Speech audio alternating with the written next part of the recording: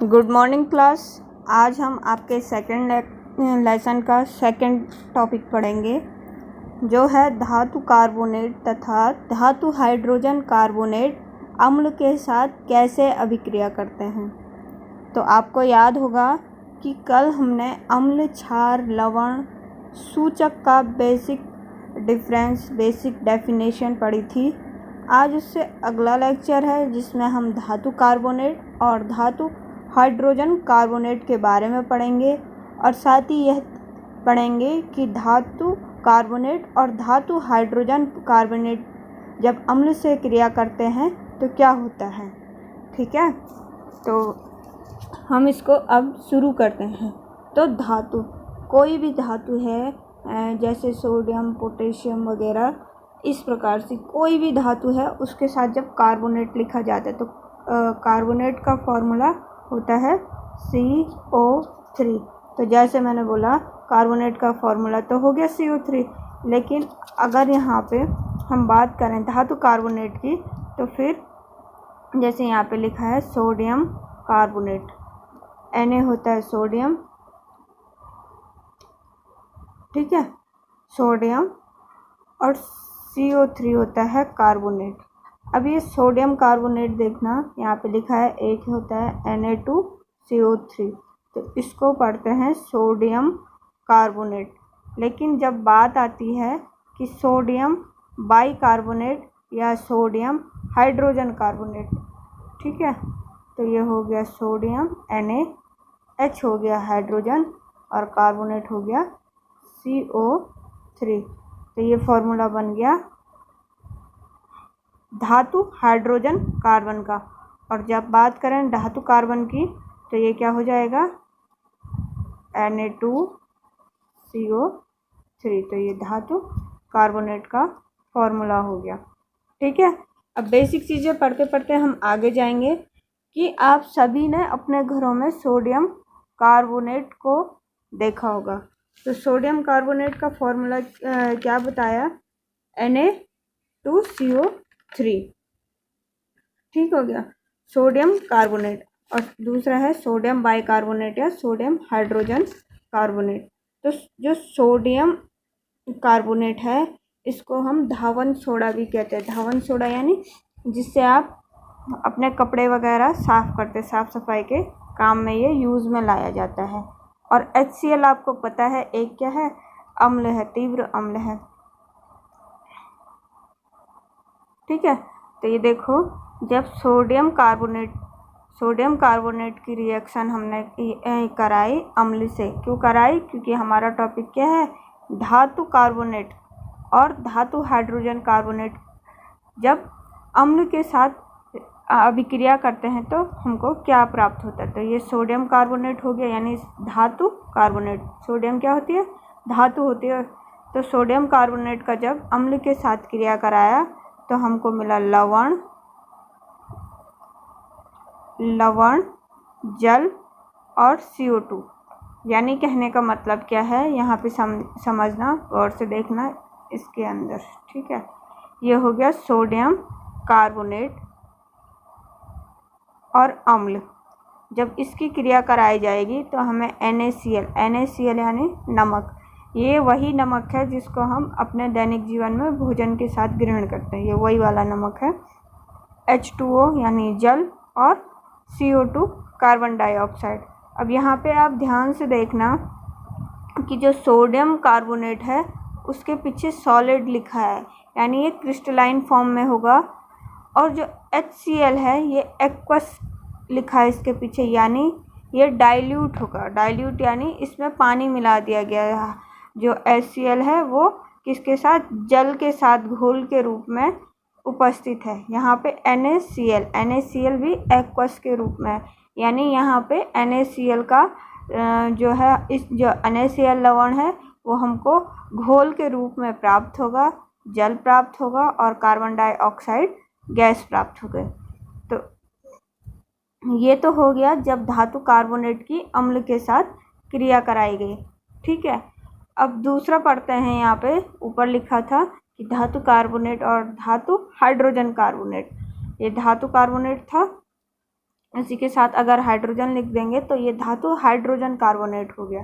तो जैसे sodium hydrogen carbonate, या इसको पढ़ेंगे सोडियम बाई कार्बोनेट, या इसका एक और नाम होता है जिसको बोलते हैं बेकिंग सोडा।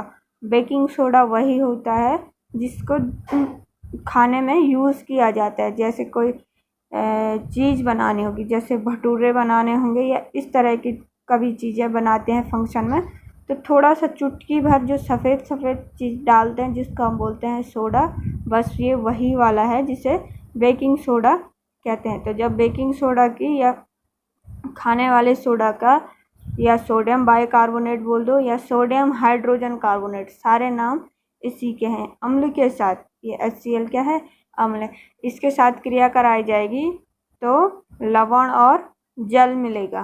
ठीक है, तो ये बेसिक सा डिफरेंस है कि जब धातु कार्बोनेट और धातु हाइड्रोजन कार्बोनेट का अम्ल के साथ क्रिया कराई जाए तो हमको क्या मिलेगा। यहाँ तक क्लियर हो गया। तो ये है जब सोडियम कार्बोनेट का अम्ल के साथ रिएक्शन कराते हैं तो 3 चीज़ प्राप्त होती है, लवण, जल और कार्बन डाइऑक्साइड। लेकिन जब धातु हाइड्रोजन कार्बोनेट की अम्ल के साथ क्रिया कराई जाती है तो हमको लवण और जल प्राप्त होते हैं।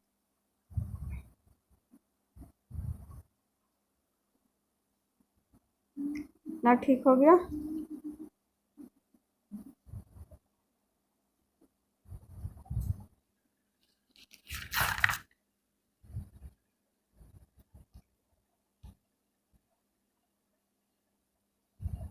अब यहाँ पे समझेंगे सेकंड टॉपिक देखना नीचे।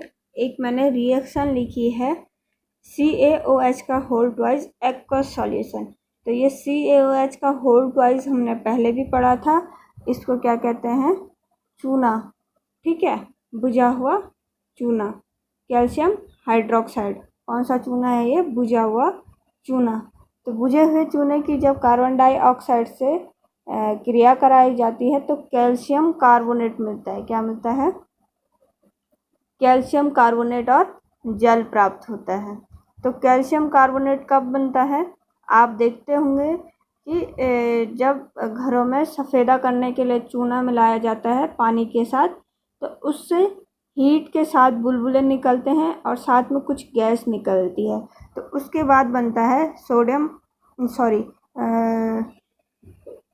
Calcium hydroxide. लेकिन अगर वो चूने का जो घोल है उसको हम कुछ दिनों तक छोड़ दें तो उसके ऊपर एक सफ़ेद कलर की परत जमने लग जाती है, जो क्या होता है, कैल्शियम कार्बोनेट। क्यों, क्योंकि वो वायुमंडल में उपस्थित कार्बन डाइऑक्साइड से क्रिया करके क्या बनाने लग जाता है, कैल्शियम कार्बोनेट, और साथ में जल प्राप्त होता है।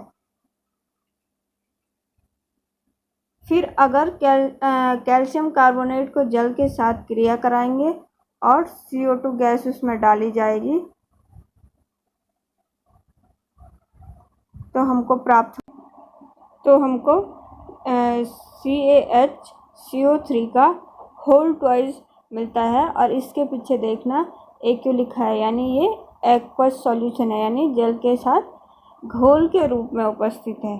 तो यहाँ पे नीचे नोट लिखा है कि जब धातु कार्बोनेट या धातु हाइड्रोजन कार्बोनेट का अम्ल के साथ क्रिया करते हैं तो लवण, कार्बन डाइऑक्साइड और जल प्राप्त होता है।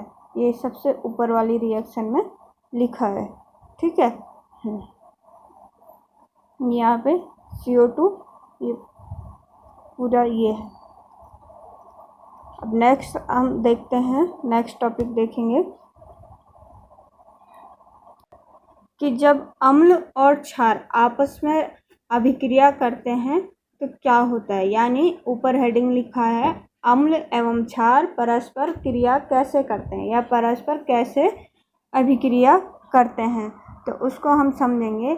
यहाँ पे लिखा है NaOH प्लस HCl, यानी NaOH क्या है, एक क्षार है, सोडियम हाइड्रोक्साइड, और ये तीव्र क्षार होता है। सोडियम हाइड्रोक्साइड की जब HCl के साथ क्रिया की गई तो हमें लवण यानी NaCl और जल प्राप्त हुआ। ठीक है, यानी जब अम्ल और क्षार की अभिक्रिया होती है तो हमें लवण और जल प्राप्त होता है। तो यही यहाँ पे नीचे डेफिनेशन में लिखा है, अम्ल और क्षार की अभिक्रिया से लवण और जल प्राप्त होता है और इसे उदासीनीकरण की अभिक्रिया कहते हैं। तो इसे उदासीनीकरण की अभिक्रिया इसलिए कहते हैं क्योंकि जब अम्ल और क्षार मिलते हैं तो वो एक दूसरे के प्रभाव को कम कर देते हैं या बिल्कुल ही समाप्त कर देते हैं, जिससे लवण प्राप्त होता है। और लवण भी अलग अलग प्रकार का प्राप्त होता है।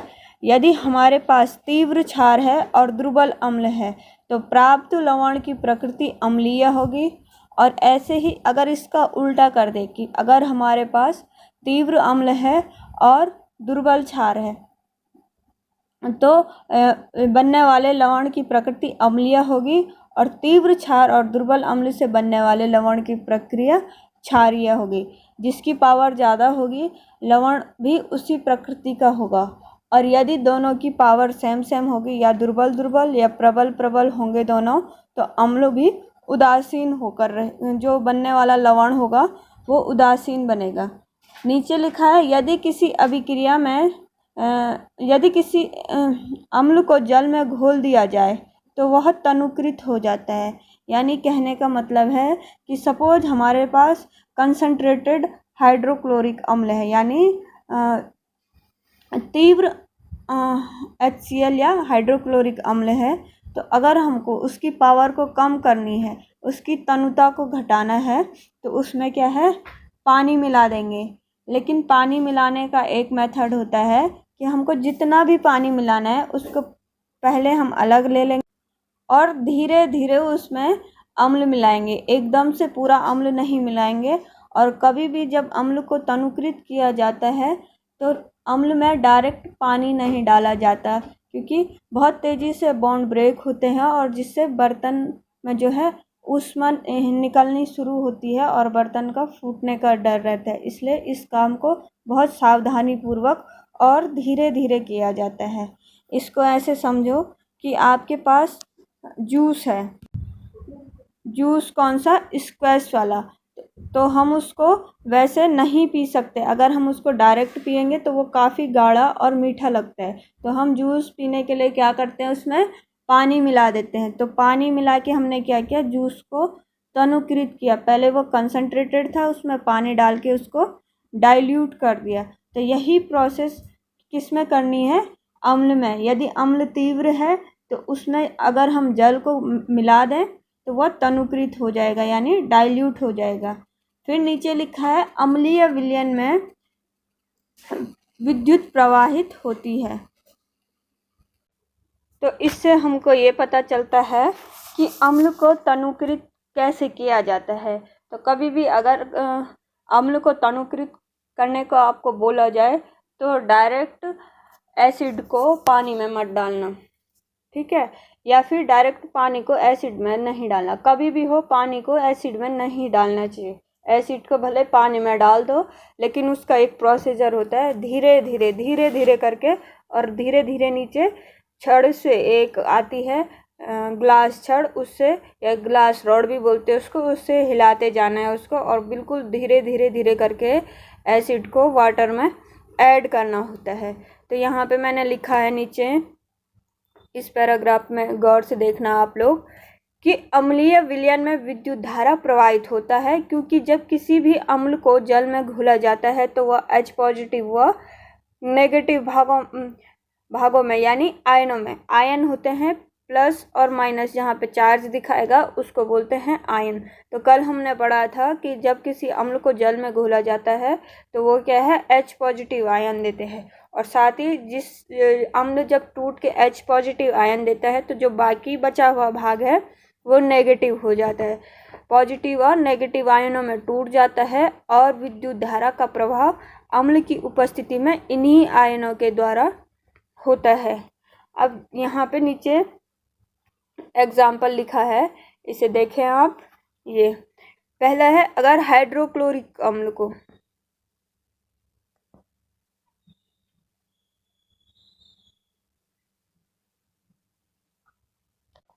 यदि हाइड्रोक्लोरिक अम्ल को जल के साथ घोला जाए तो H पॉजिटिव और Cl नेगेटिव आयन प्राप्त होगा, लेकिन एक्चुअल में ऐसा नहीं होता है, क्योंकि कभी भी हो एक हाइड्रोजन सिंगल नहीं रहता। इसीलिए आपने देखा होगा जब भी हाइड्रोजन गैस की बात आती है तो H2 के फॉर्म में रहता है। तो यहाँ पे जब HCl को जल में घोला जाएगा तो वो हाइड्रोनियम आयन के रूप में रहेगा। हाइड्रोनियम आयन यानी H3O पॉजिटिव। H3O पॉजिटिव हो गया हाइड्रोनियम आयन और Cl नेगेटिव में, या फिर उसको इस तरह से लिखा होगा, या तो हाइड्रोनियम H3O और इसके ऊपर एक पॉजिटिव चार्ज हाइड्रोनियम आयन के रूप में रहेगा, या फिर अगर लिखा है H पॉजिटिव, अगर इस प्रकार से लिखा है H पॉजिटिव तो यहाँ नीचे ब्रैकेट में AQ भी लिखा होगा, जिसका अर्थ है वो जल में ही है, टूट के अलग जलीय विलयन के रूप में है। ठीक हो गया यहाँ तक। अब नीचे देखना, दूसरी रिएक्शन लिखी है मैंने HNO3। HNO3 को जब जल में घोला जाएगा तो H पॉजिटिव NO3 नेगेटिव, और इस सब जितने भी यहाँ पे ये H लिखे हैं इनके पीछे एक्वस लिखा होगा। ठीक है। ऐसी एसिटिक एसिड यानी CH3COH को जब घोला जाएगा तो इसमें पॉजिटिव आयन तो बनेगा, लेकिन बाकी जो बचा हुआ हिस्सा है, जैसे सपोज ये है HCl है, ये जब जल में घुलेगा तो दो भागों में टूटेगा, एक हो जाएगा पॉजिटिव और दूसरा हो जाएगा नेगेटिव। तो जब पॉजिटिव वाला हिस्सा अम्ल से अलग हो जाएगा तो जो बचा हुआ भाग है, कोई भी जो बचा हुआ भाग है उस पर नेगेटिव चार्ज आ जाएगा। अब जैसे बात करते हैं एसिटिक एसिड की, एसिटिक एसिड की अगर बात करेंगे तो यहाँ पे एसिटिक एसिड का फॉर्मूला हो जाता है CH3COOH। ठीक हो गया। तो जब ये जल के साथ घुलेगा तो इसमें से H ये वाला भाग निकल जाएगा पॉजिटिव आयन में, और जो ये पूरा बचा इस पे यहाँ पे नेगेटिव चार्ज आ जाएगा। ठीक है। ऐसे सल्फ्यूरिक एसिड H2SO4 जब टूटेगा तो SO4 2 नेगेटिव आयन और एक H पॉजिटिव आयन में बदलेगा। साथ में मैंने बगल पे नोट लिखा है कि जल की उपस्थिति में H पॉजिटिव आयन पृथक नहीं हो सकते हैं। जब भी यहाँ पे जल के साथ रिएक्शन कराई जाएगी तो H पॉजिटिव आयन पृथक नहीं होगा, वो जल के साथ क्रिया करके क्या बना देगा, हाइड्रोनियम आयन, जैसे H3O हो जाएगा। H2O जल का फॉर्मूला होता है, उसके साथ एक H और जुड़ जाएगा तो वो हाइड्रोनियम आयन बन जाएगा, जिससे जल के अणु के साथ मिलके ये जो है हाइड्रोजन रहेगा। वह हाइड्रोजन को या तो H पॉजिटिव एक्वस लिखेंगे या H3O पॉजिटिव हाइड्रोनियम आयन के रूप में हमको दर्शाना होगा। ये हो गई थी अम्ल की बात। अगर बात करी जाए क्षार की, तो क्षार के साथ क्या क्रिया होगी, जैसे यहाँ पे लिखा है सोडियम हाइड्रोक्साइड। सोडियम हाइड्रोक्साइड की जब क्रिया होगी तो ये Na पॉजिटिव और OH नेगेटिव आयन में टूटेगा। गौर से देखना आप लोग, अम्ल और क्षार में एक चीज़ कॉमन होगी कि जब अम्ल टूटता है तो सारे अम्ल जल में घुल के H पॉजिटिव आयन देते हैं और बाकी का हिस्सा जो बचा वो नेगेटिव आयन। ऐसी सेम प्रोसेस क्षार के साथ भी होती है, लेकिन क्षार में कॉमन क्या रहता है, OH नेगेटिव। OH नेगेटिव क्षार देंगे और जो बाकी का हिस्सा बच गया वो पॉजिटिव में रहेगा। ठीक है। तो अम्ल और क्षार जल में घुल के आयनों में विभक्त हो जाते हैं। आयन कैसे, पॉजिटिव और नेगेटिव चार्ज में। तो यहाँ पे सोडियम हाइड्रोक्साइड जब जल के साथ घुलेगा तो सोडियम के ऊपर पॉजिटिव चार्ज आ जाएगा, यानी Na positive plus OH negative, और OH नेगेटिव किस फॉर्म में रहेगा, एक्वस फॉर्म में। ऐसे ही कैल्शियम हाइड्रोक्साइड, पोटेशियम हाइड्रोक्साइड और मैग्नीशियम हाइड्रोक्साइड के साथ भी होगा। ये सभी क्या है, क्षार हैं। ठीक हो गया। अब नीचे एक नोट लिखा है डेफिनेशन कि सभी क्षार जल में घुलनशील नहीं होते। लिखा है क्षार नहीं, गौर से देखना, सभी क्षारक जल में घुलनशील नहीं होते। अब यहाँ पे दो चीज़ बार बार आ रही है, एक को बोला जा रहा है क्षार और एक को बोला जा रहा है क्षारक। ठीक है। तो क्षार और क्षारक में ये अंतर है कि सभी क्षारक जो हैं वो क्षार नहीं होते। तो समझना है कि क्षार आखिर होते क्या हैं। जल में घुलनशील क्षारक जो होते हैं उसी को क्षार कहते हैं। जैसे साबुन होता है तो ये क्या है, एक क्षारक है, लेकिन क्षारक के साथ साथ साबुन क्षार भी है। क्यों? क्योंकि ये जल के साथ सॉल्युबल होता है। नीचे एग्जाम्पल लिखा है सोडियम हाइड्रोक्साइड और पोटेशियम हाइड्रोक्साइड। इसमें बेसिक डिफरेंस ये है कि सोडियम हाइड्रोक्साइड की अगर हम बात करें तो ये वो साबुन का फॉर्मूला है जिससे हम नहाते हैं, ठीक है। और अगर पोटेशियम हाइड्रोक्साइड की बात करें तो ये पोटेशियम वाला भाग कपड़े धोने वगैरह के काम में आता है, डिटर्जेंट बनाने के काम में आता है। मुझे लगता है आज के लिए इतना काफ़ी है। आप लोग इसको नोट करेंगे अपनी नोटबुक में। साथ ही साथ जहाँ पे समझ नहीं आता है अगले लेक्चर में क्वेश्चन करेंगे। धन्यवाद। और हम कल का लेक्चर होगा उसमें उदासीनीकरण अभिक्रिया के बारे में पढ़ेंगे और पढ़ेंगे कि दैनिक जीवन में जो पीएच होता है उसका क्या महत्व है। पीएच हमने कल भी पढ़ा था, जिसका फुल फॉर्म क्या बताया था आपको, पावर ऑफ हाइड्रोजन, ठीक है। तो पीएच का जो है दैनिक जीवन में इस्तेमाल क्या होता है और उदासीनीकरण की अभिक्रिया को हम कल डिस्कस करेंगे। आज के लिए इतना काफ़ी है।